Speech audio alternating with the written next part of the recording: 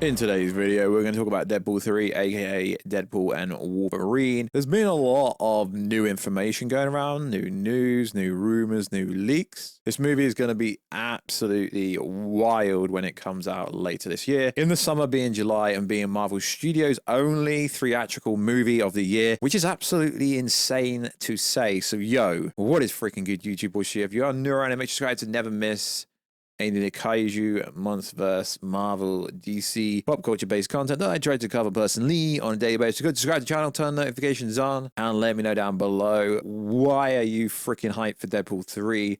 There is so much carnage to come out about this movie that actually hasn't come out yet. I'm pretty surprised. So if you could become a channel member for less than 99p, less than $1. Also, if you could, follow us on Instagram at Warstu to see the beautiful face behind the beautiful voice. And also check us out on Twitter, WarstuG. Right, let's get into it. So I've seen a lot of misleading information going around about Deadpool 3 and about what's going to happen at CinemaCon, so on and so forth. So in my opinion, Alex Perez is one of the most credible, most reliable inside source when it comes to telling y'all what's actually going to happen. He literally called the whole of Loki season 2 beat by beat. He didn't directly say what was happening, but if you read between the lines and followed his tweets, he literally revealed it all way before it happened. So when Alex Perez says something, and he's done that multiple times, and also something about Alex Perez that I like is when he's wrong, he comes out and says, yo, I was wrong, my bad. But usually he's right. So when he says stuff about Deadpool 3, I decide to listen. So, I mean, this is really common knowledge. If you're expecting the whole of the X-Men, the whole of the Fantastic Four, if you're expecting 50, 60 cameos in a Deadpool and Wolverine movie, then y'all deluded. It really is that simple. Anyone in the Fox universe could show up because the movie, I hate to give a massive spoiler, is most likely going to be in the Fox universe for the most of the movie. And maybe they come to the, but I can't see them coming to the MCU by the end of the movie because it's a multiversal movie. So they've got to go to other universes and other realities. So realistically, it's so obvious and so easy to work out who knows what they're talking about. So he said this a few days ago, April the 5th, responding to someone. Yeah, so if you're expecting a whole X-Men reunion for Deadpool 3, lower your expectations all the way down to avoid disappointment. What was originally established is no longer coming to fruition. There's still cool stuff, but my recommendation is to relax by a lot. Now, a lot of people are probably taking this out of context and be like, yo, huge cameo disappointment. No, that's not what he's saying. If you actually read, half the problem is most people don't read what these Twitter scoopers say. If you read what they say, they don't really tell you that much. It's like, yo, temper your expectation. The rumor mill is getting that bad that it's on the Doctor Strange 2 kind of level where don't be expecting Tom Cruise Iron Man to just rock up randomly. All he's saying is don't expect the whole of the X-Men cast, and we could take it one further. Don't expect the whole of the Fantastic Four cast from every alliteration we've ever had from the Fox universe. Sure, some of them could turn up, and sure, I've heard there's some crazy cameos within the context, so it's going to be interesting to see who actually turns up in the movie, but don't be expecting Tom Cruise Iron Man, don't be expecting Robert Downey Jr. Iron Man to return, because I don't believe he's ever going to return, because now he's got an Oscar for Best Supporting Actor for Oppenheimer, and he's basically came out and threw Marvel on the bus going, yo, they don't write good stories. I don't think Robert Downey Jr. is ever returning. Don't be expecting Tobey Maguire to turn up in the movie. Don't be expecting Andrew Garfield, so on and so forth. Just within the context of the movie, we've seen the trailer. We know it's somewhat going to be set in the void. We know it's somewhat going to have to be set in the Fox universe. Just realistically use your brain. So this coming week, we have CinemaCon, which is a celebration for the movie-going experience. But it's not a public expo. It's not D23. It's not San Diego Comic-Con. It's actually for the people that run the theaters. Because believe it or not, they take a 50% cut of any movie that is shown, or up to 50%. So it's literally for people that own cinemas. So yeah, sure, because Marvel only has Deadpool 3 coming this year, I do believe there will be some new footage or maybe a new trailer for people at CinemaCon, but the stuff at CinemaCon doesn't make it onto the internet. Other studios will be there, sure. So on the 11th of April, Walt Disney having a presentation, which is this coming Thursday. So I'm sure Marvel will reveal some stuff, but it would only be for this calendar year. It would only be for stuff coming out this year. They're not going to show you trailers for movies coming out next year because they haven't really got anything to show probably.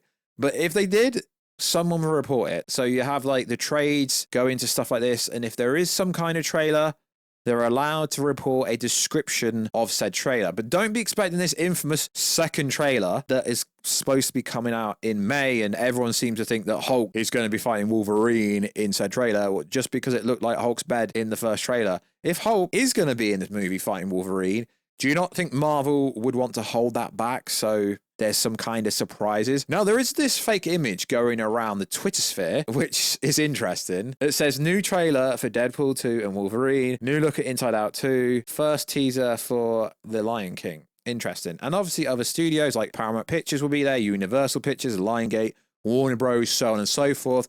Sure, there could be trailers there, but it's for people that work in the theaters. Sure, you could get another look at Beetlejuice 2, you could get another look at Joker 2, you could get another look at teaser for Transformers 1 from Paramount, trailer for Quiet Place Day 1, but I think this is completely fabricated because they don't really reveal what's going to be shown at CinemaCon. You can just look on the website and you'll see it's literally a list of when said studios are presenting to people that are actually going to the CinemaCon. I hope I've cleared things up for you. So don't be expecting trailer 2 this week. Yeah, there may be footage there for people that attend it. And if they do attend it, like comicbook.com usually relays footage in a description format. They did it for Avengers Endgame, so on and so forth. But what I'm saying is don't be expecting shit tons of Marvel stuff because there really isn't that much else to reveal until the second trailer comes out and until they really ramp up promotion for this movie. So, I mean, I don't know why I give this accreditation because this is not... I actually responded to this tweet saying I can exclusively confirm this is nonsense. We can exclusively report the runtime for Deadpool and Wolverine is 2 hours and 10 minutes. Well, you can't because there's going to be reshoots in May. Now, I don't believe they're going to change much in these reshoots, but whenever a runtime comes out this far out from a movie, I always think it's instant because the final cut is not even locked in yet. Sure, they've probably got a rough cut, but there's reshoots coming up for a reason. So, some other information came out. In Deadpool and Wolverine, the TVA trailer would give Deadpool a new suit with adamantium katanas to match up better to Wolverine. Via Can We Get Some Toast? I know I've given Can We Get Some Toast some stick in the past, but to be fair, Can We Get Some Toast has the same source as where I get my information from, so... but potentially it could be true. But realistically, even if it is true, it doesn't really make much difference. So we got some new promotional art for Deadpool and Wolverine, which features Dogpool, Kidpool, Headpool, and Babypool. As we know, there will be multiple variations of both Deadpool and both Wolverine. So if this is true, I mean, you can literally see it in the promotional image. It would make a lot of sense. But like I've said, most of this information coming out for Deadpool and Wolverine, it's basically common sense, realistically. Also in the news, so The Punisher is back officially. A set image has leaked. So he will appear in the first half of Daredevil Born Again. They're finished filming the first half, so yeah, he will be in it, which is pretty damn cool. The same as Wilson Fisk's partner Vanessa has returned. She's not been recast. There was some fake rumors that she got recast, but the original actor has now come back to said movie, which again keeps it consistent with the Netflix version, although it's not really going to be the same, but it's kind of gonna be the same, which is really confusing. So also in the news, like I said, when Alex Perez says something, I realistically take it as it's true. So he posted an article back in March the 28th and said how Marvel Studios could adopt Avengers versus the X-Men. So I'm reading this as how Marvel is going to adopt these two properties and put them together. It would be interesting to have Avengers versus the X-Men, but how they could do it is a different story. So he went on to say, I mean, I'm not going to read the whole thing, but I'll paraphrase the main part. So he says, regardless, they've been setting the seeds for Secret Wars adaptation for a while now.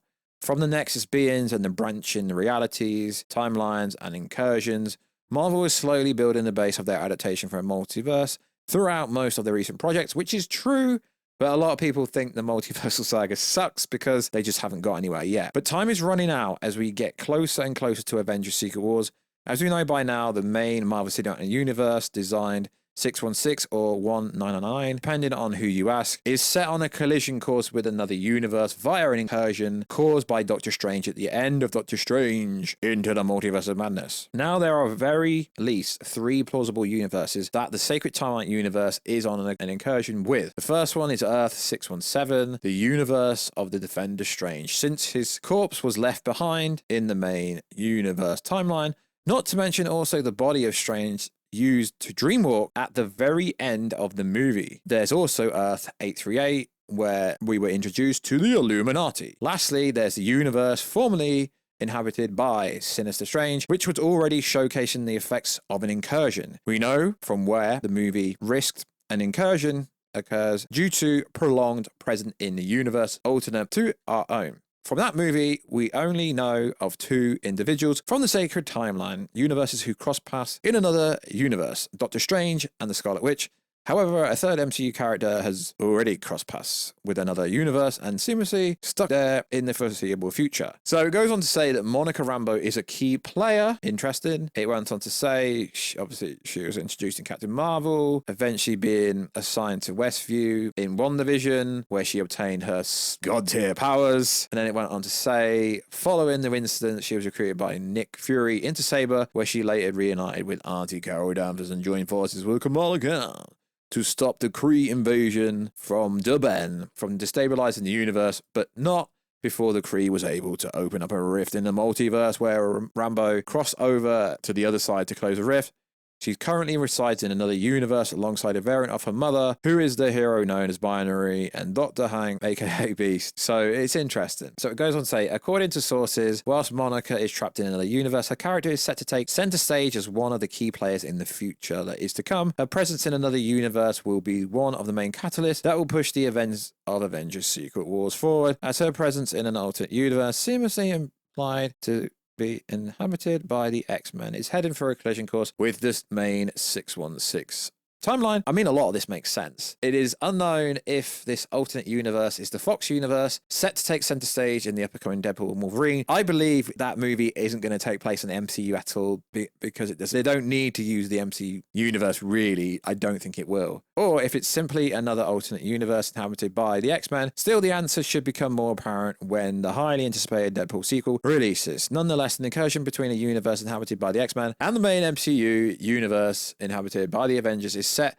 to happen. So how could Marvel Studios handle this potential incursion? So then it goes on to say how Marvel could handle this, but when Alex Perez says something, it's almost like he's telling you this is what they're going to do without him directly leaking it. So Marvel Studios could adopt Avengers versus X-Men storyline is by combining it with elements from Time Runs Out and Secret Wars 2015 in the comics, which the comic 616 universe was headed on a collision course with the Ultimate 1610 universe as the final incursion before the multiverse ended. Marvel could very well combine these elements to create a story tackling all these points on the road to Avengers Secret Wars. They've got to keep building up, and they've literally started it already, going way back. Another reason this works is that it would create a perfect scenario in which neither team is necessarily the clear antagonistic, and both teams are justified in their actions trying to save their respective universes. Not to mention, we have yet to determine the full extent of the alternate universe which will collide with the main MCU universe. Does the universe only have the X-Men, or are there other heroes? Does the universe have its own set of Avengers? Do the Avengers in this universe have the 6 core members of the original lineup still active? The possibility for a storyline like this is infinite and hopefully could come to fruition in some shape or form in a future project. I mean, that pretty much sounds pretty dope, to be fair. That's not too far-fetched at all. I mean, realistically, that could be what Marvel ends up doing. At some point, the Avengers will have to meet the X-Men. And if that happens before Secret Wars, I'm pretty sure everyone will be down massively. They really would. So, also in the news, now this could be a guess, but this just seems to me like common sense. But whenever a Twitter scooper with a bit of a following says something, people listen. So, and I'm not saying this person was the first person to say it, because as I've said multiple times, I believe Deadpool 3 will take place in the Fox universe and not in the MCU. Deadpool and Wolverine is the first Marvel Studios film not to be set in the 616 / the 1999 universe, implying the movie isn't in the MCU, but I don't believe it is. So it's not really an exclusive because most people have come to the assumption that Deadpool is going to be trying to save the Fox universe in his own movie. So why would he need to go to the MCU? He wouldn't, unless everything went wrong. The Fantastic Four will be the second one. I wonder if we get one more before the multiverse saga ends. And Alex Perez quote tweeted this. And like I say, when Alex Perez does something to do with Marvel, he's generally right. He quoted it with a GIF or a GIF, depends how you say it. Doctor Strange saying maybe. So realistically, I don't think Deadpool 3 is going to take place in the MCU at all. I think it will take place in the Fox universe because Deadpool 3 is a Fox movie. He needs to kill the Fox universe first before he can come to the MCU. And I don't understand why people just assume because it's an MCU movie, well, it's adjacency to the MCU now that Marvel, Disney bought Fox, but they still release movies under 20th Century Fox. I went to a press screening the other day for the first Omen, and it was Disney, but it's been released under 20th Century Fox, but then they started mentioning Disney at the screener. So yeah, just because they've bought Fox, 20th Century Fox, doesn't mean it's going to be MCU canon. Well, sure, it'll probably be MCU canon, but I just don't think it's going to be taking place in the MCU is what I'm saying. So like always, guys, I've tried to keep you up to date with all the latest and greatest Marvel news to do with Deadpool and Wolverine and giving you my ideas and thoughts of what I think is real, what I think is absolute nonsense. And yeah, in the Warstu style, like some people like. So like always, guys, check us out on Instagram at Warstu to see the beautiful face behind the beautiful voice. Check us out on Twitter at WarstuG. And I will catch you in another video, guys, very soon. Catch you later.